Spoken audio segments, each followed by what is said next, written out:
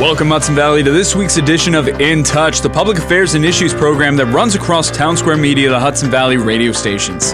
This week's guests are Samara Enders and Tracilyn Vaticano from Greystone Programs Incorporated. We discuss the goals and missions of Greystone, the importance their Expressive Arts Program has on the community, and their upcoming skydiving charity event, Leap for Autism, happening Saturday, May 6th. We invite you to join us and listen to a previously recorded video call between Samara, Tracilyn, and myself here on In Touch. Hello, Hudson Valley. You are listening to another episode of In Touch, Townsquare Media, the Hudson Valley's public affairs and issues program. And we got a great episode for you guys today. We are shooting for the skies with this one. And hopefully we're going to have a successful landing afterwards as well. We are speaking with the Greystone Programs Inc. We have with us today Samara Enders, Director of Philanthropy, and Tracilyn Vaticano, Assistant Executive Director of Programs. They have an event coming up. It's going to be on May 6th, their 7th annual Leap for Autism. And this is such a unique and incredible event from a wonderful program altogether. So I'm really excited to get into this. So Samara and Tracilyn, thank you guys for being here today. Thank you for having us. Thank you for having us. Yeah, we're excited to talk to you. Oh, yeah, no, this is so cool to be able to get into all this. And I think before we get into the main event that you guys have coming on, for those who are, unfamiliar with Greystone, could one of you guys give like a little overview of what's going on with Greystone and kind of like what are the goals and missions going on? Sure. Good morning. I am Tracilyn Vaticano. I'm the Assistant Executive Director of Programs. And Greystone has been around since 1979. We opened our first group home for adults living with autism. And they moved out of the institution living setting and moved into a community setting. It was the first of its kind in New York State. We're really very proud of that. Mark Kelly was our founder. He opened the house in Hyde Park. It is a Greystone house. We call it Greystone, the Greystone house. He lived there and he built the organization from the ground up, literally. And we've grown to 17 homes throughout Orange, Ulster, and Dutchess County. We just opened our most recent house in Dutchess County last September, so it's just a little over a year and a half. And we were really proud to be able to do that in the middle of a pandemic. It was a great need for those folks that were living in residential school settings to move into their forever home. That's how we like to view it. We have residential services, like I mentioned. We also have day and community support services where people have the opportunity to participate in events and situations within their community and learn skills and grow and become really productive members of their community. So whether it is job readiness training or socialization skills or volunteer opportunities, we have a variety of opportunities for people to learn and grow. That's terrific. Thank you very much, Tracilyn. Samara, do you have anything to add on to that? Absolutely. So all of the programs and community-based services that we have, we like to fundraise for them and be able to give the individuals we serve even more. That way they can get involved with other programs like Expressive Arts, like we'll be talking about in a little while, and music and equine therapy, and that really helps benefit them and give them greater independence. That's terrific. Is there like an age range when it comes to anything that goes on with Greystone? It's a great question. So our community programs start very young. Children that are 5-6 years old are participating in our after-school programs and community respite programs. We have community rehabilitation programs where mentors are out with kids and young adults and adults out in the community, supporting them learning skills. Residential programs that we have are designed for adults, so they're older than 21, and they're either moving from their family's home, perhaps, or they're moving from a residential school setting. Each of the homes are very individualized, so when somebody decides that they would like their child to move into residential placement with us, it's usually because they feel that we are the best next step for them, just like any adult that's moving through their life. Next chapter is in their own home. So for us, moving into one of our residential homes is an adult phase, and it gives that person the opportunity to live the next chapter of their life as independently as possible. So we provide supports based on each person's needs. And, we've had people that have moved into our homes and said, I want to learn to drive and I would like to get my own car and I'd like to have a job. And that's what I want you to help me with. And we've had, people that moved in that that are requiring a lot of support and needs, whether it is daily living supports and, just showering and learning how to be more independent and helping themselves to eat their meals, toilet, and use the shower independently. So we have the gamut of supports in our residential settings. And the same goes for our after-school programs and our day programs as well. It sounds like you have a terrific range of, both capability, age. You're able to meet so many people where they are, and I think that's one of the terrific things that you guys have to offer with that. That's awesome. Now, Samara, you mentioned a lot of the fundraising opportunities a moment ago, and I think this is a good time to transition into the Leap for Autism. This is the 7th year that this event has been going on, correct? Has it been 7 consecutive, or did COVID break things up with having the event? So COVID did break us up 1 year, but we were able to jump right back in the fall of 2021. And then we had the next event, spring 2022. So we just had double that kind of calendar year. And now we're at our 7th annual. And Tracilyn is actually the person that created the event. It's a very funny story. It's fun to hear. I'm sure she would love to share it. I would love to hear it. It is a funny story. I'll try not to talk about drinking, which every time I talk about the story, people say, my sister always listens to these radio interviews and say, you talk too much about drinking during the interview. We were very fortunate to, a good friend of mine and my sister and I went skydiving one day 8 years ago. And we went to an event for Greystone. There was a local brewery. It's not open anymore, North River Hobson Brewing, and they were wonderful and had brewed us a special beer for Greystone. And we were at an event, and my coworker Rich Swanson and I were talking to a few of his friends who had come to the event, and he said, "Oh, this is Tracilyn. Can you believe it? She jumped out of a plane today." And most people that heard that said, "Oh my gosh, something I've always wanted to do. I don't know if I could do it. It's something I've always wanted to do," which is what you hear still to this day, 7 years later. So I, talked to it and I said, "What if it was for a good cause? Would you think about doing it?" And maybe I would, maybe. And a week or two went by, and I gave it some more thought and had a few conversations about it and said, well, what if we did it as a fundraising event? And what if what if it was something that kind of pushed people out of their comfort zone and it was unique and it was different? And listen, I love to golf. I'm a terrible golfer, but I can hit the ball and follow it and hit it again. And I'm, there's all those events, and we have a really successful and longstanding wine showcase event. International Wine Showcase and Tasting. Thank you. So we've done that for over 30 years, and it's a very successful event. And it was just, it was one of those things where we thought it's time to start something new and different. And I think, for Greystone, that's kind of our signature thing. We think out of the box and we think creatively. And how do you, we needed a new event, and we needed, the funds that we raise for these services that Samara is going to share and talk about, the expressive arts things are not areas that we get funded for. We are funded for very specific things through state and federal funding, and it doesn't cover those extras. And the extras are really important. And so we thought we would consider this idea. So I had the opportunity at a board meeting to, my CEO, Skip Price, said, we were talking about it, and he said, we should consider a new opportunity. And he just said, go ahead, Tracilyn, why don't you share it? And I said it to a room full of board members that I could have heard a pin drop. I thought that I was going to die. I should look for a new job. They think I'm insane.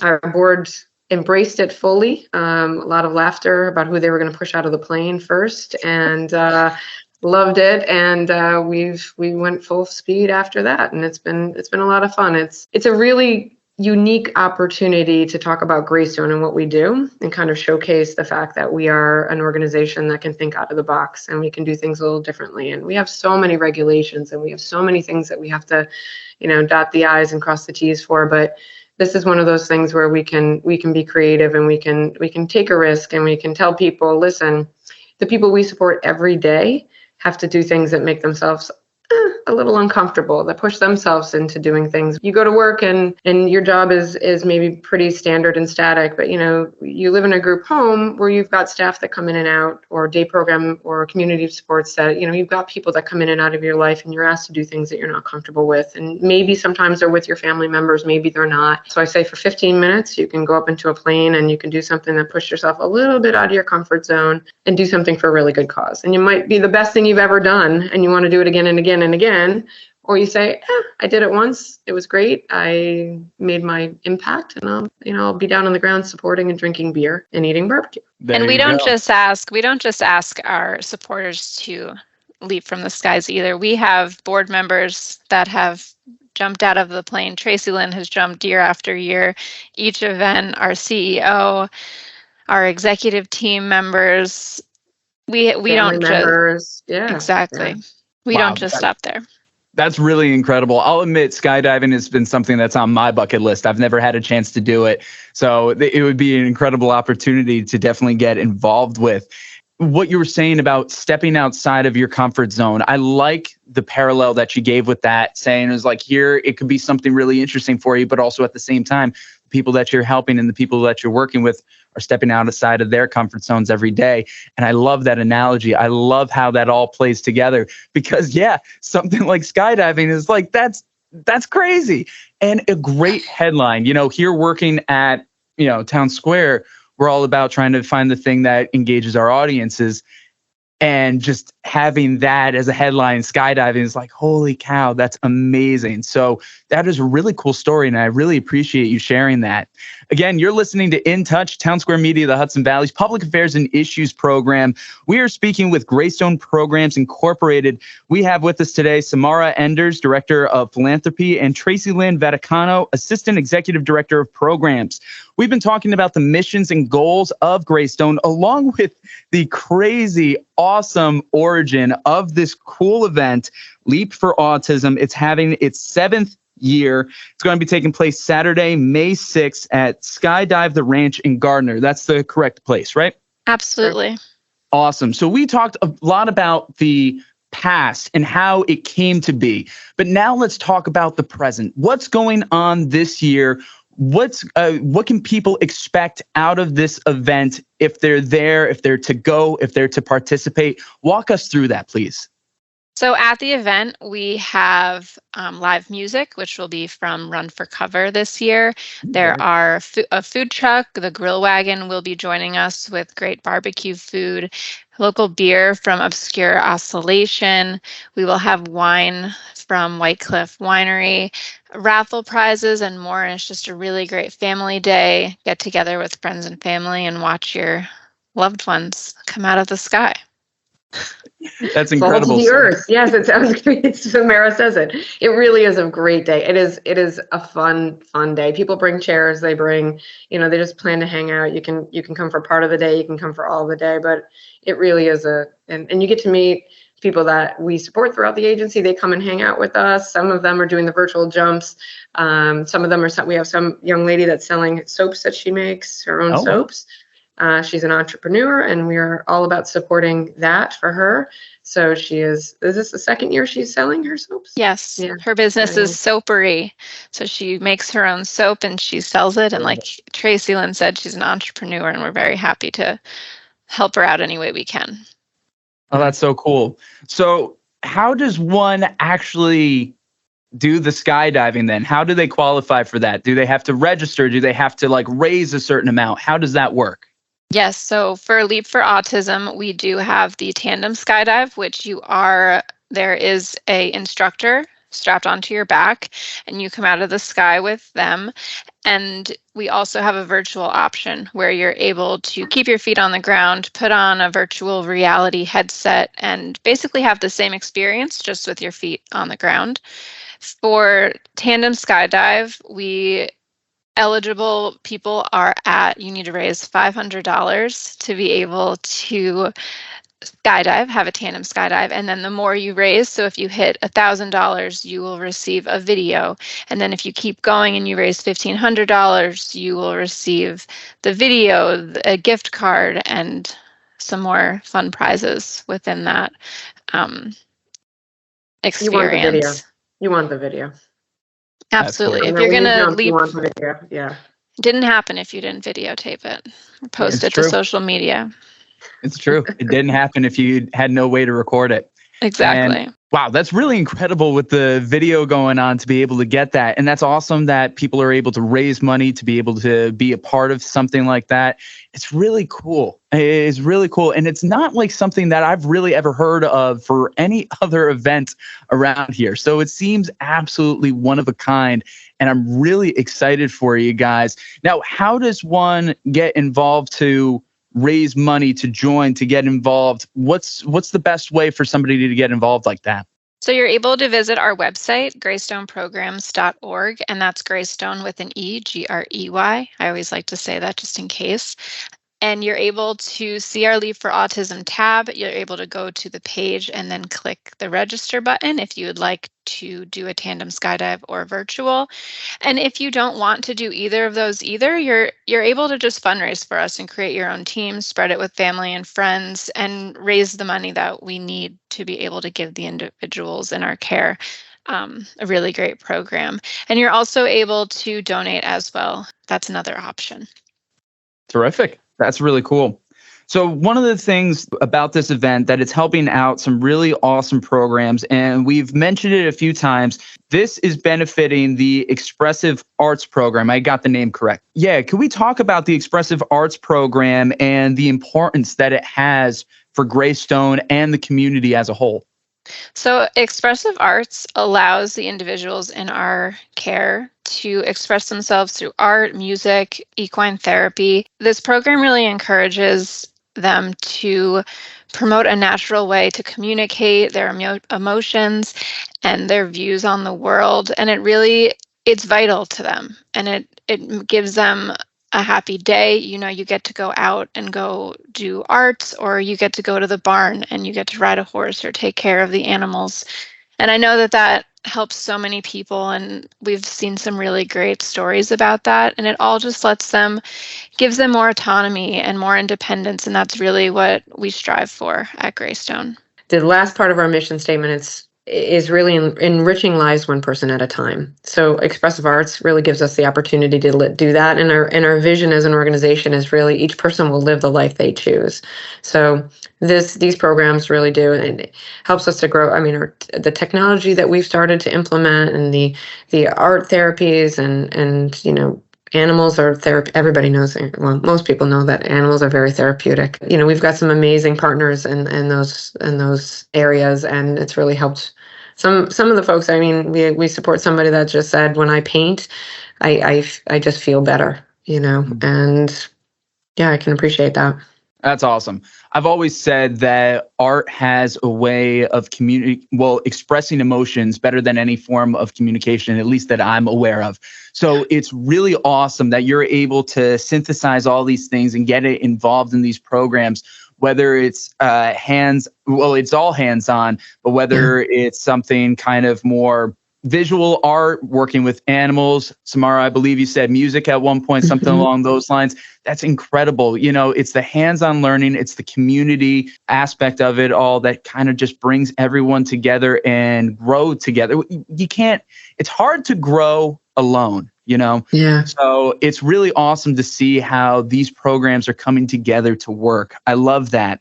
Now, Tracilyn, something that you mentioned before really got my interest going. You said before the Expressive Art Program is something that isn't funded with this program. Like, is that through the government, through the state? Yeah. So could you break down the delineations of funding then for us? I'm just curious how that all works. So the people that receive services through Greystone are typically receiving services through the waiver and Medicaid. So it's paid for. Medicaid in New York State is federally and state funded. So that's where the services are. That's our funding source. And there's eligibility requirements for all of that, and there's all this technical stuff. And I don't retain all of that specifics. There's lots of technical stuff. So once somebody is in the system for the Office for People with Developmental Disabilities, it's called OPWDD. That's our guidance oversight system.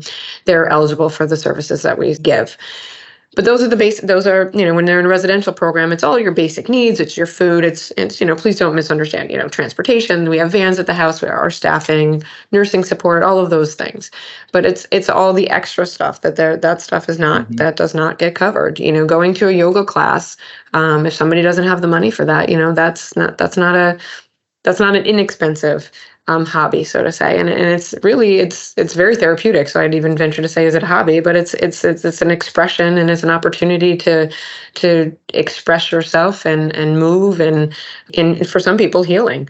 So those are things that just don't get covered, and it's important enough for us to say that each person has the opportunity to do those things if they want, or to be exposed to those things. Music heals your soul. So to be able to work with these incredible music therapists that we have, that are certified music therapists, that come into the house, and they're giving them instruments, and people are engaged, and community, and we've put on amazing, and we stopped because of COVID, unfortunately. We're looking forward to getting back into it again, but we've done a holiday extravaganza every year for a handful of years, and we start in the fall, and we prepare all year long until right around middle of December, and we do a holiday show, and it is with the work of the art, or the music therapist, excuse me, and it's people that their parents may say, oh no, Steven would never go up there on the stage, and Steven's up on the stage, proud as can be, confident, and you see him just, you said it exactly. I actually wrote down what you said. It's hard to grow alone,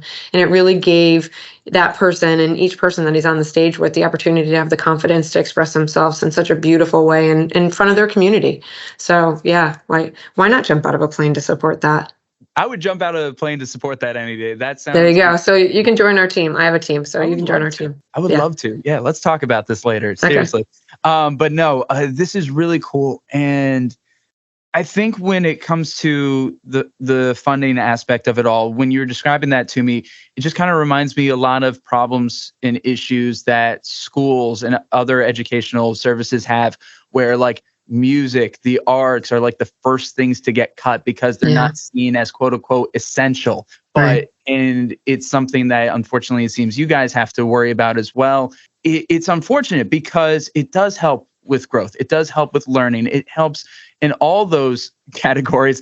And in my opinion, it's sometimes better than the typical essential things at times. Certainly the essentials are needed to get you through, but like these are the things that are worth living for and actually make things exciting and fun and interesting and growth. And that part is beautiful. And I'm so glad that you were able to find ways to make that accessible for everybody that's involved. Again, You're listening to In Touch, Townsquare Media, the Hudson Valley's Public Affairs and Issues program. We've been speaking with Greystone Programs, Inc.